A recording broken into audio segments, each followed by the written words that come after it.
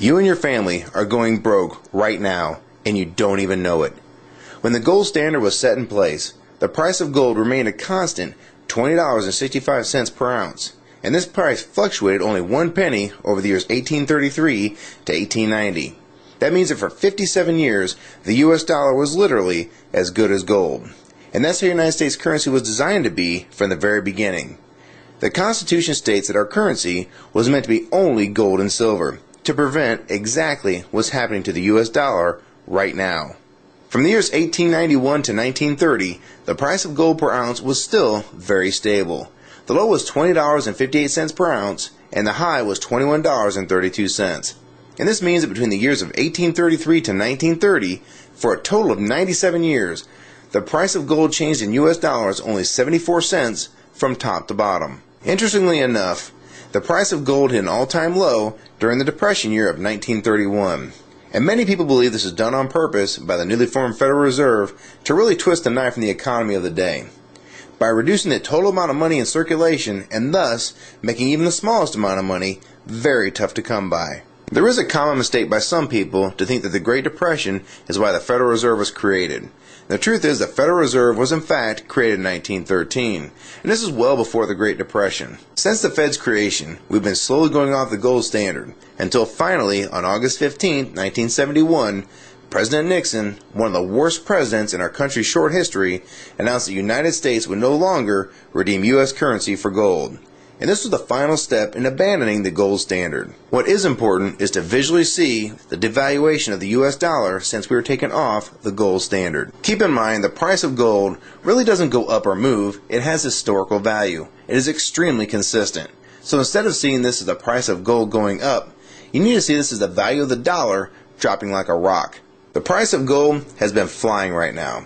It has recently been as high as $1,030 an ounce all the way down to $870 an ounce. And what I find most interesting is if you want to buy a brand new Corvette convertible in 2008, it would cost roughly $55,000. So in gold, that'd be roughly 60 ounces of gold at the spot price of $930 per ounce.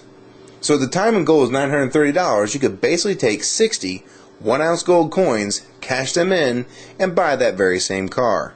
Inversely, if you remove inflation and the devaluation of the dollar, as if the U.S. currency was still attached to the gold standard, as it was originally intended when this country was founded, that same car being bought with the same 60 ounces of gold would have a gold standard value of only $1,200, or the same 60 $20 1-ounce double eagles. So if that car price today is $55,000 and the gold standard value is $1,200, this means that we're sitting on roughly $53,800 inflation over the last 100 years for a $1,200 item. This brings the original dollar value to roughly 2 cents of today's money. I'm sure this is pretty tough to imagine, and some people can't handle this concept and will try and blow it off as incorrect. The fact is, this is what's really going on with our currency. Don't believe me? Try this one. Back in 1964 and earlier, a quarter would buy you roughly a gallon of gas. This is because the quarters made in 1964 and earlier were made of 90% silver and 10% copper. So the spot price of silver being $17.20 an ounce, this makes that quarter's actual value $3.11. So you can see that same 1964 quarter will still buy you roughly a gallon of gas today.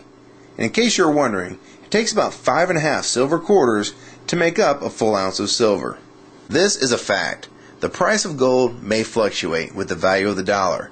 This doesn't change the fact that precious metals such as gold and silver have maintained their value throughout time. And the only thing that changes is the value of the currencies that are not tied to gold and silver. This is what the Founding Fathers warned us about and tried to prevent from happening with the Constitution. What people need to understand is that the excess printing of the United States currency is just another tax on the American people. It takes the value of the dollars that they have and makes them worth less in the long run. Meanwhile, you're still making roughly the same amount of money, yet the prices for everything from gas to milk are going up constantly, when in fact nothing is really going up in price. It's the dollar's actual value that's been dropping and not prices going up. I can't emphasize this enough.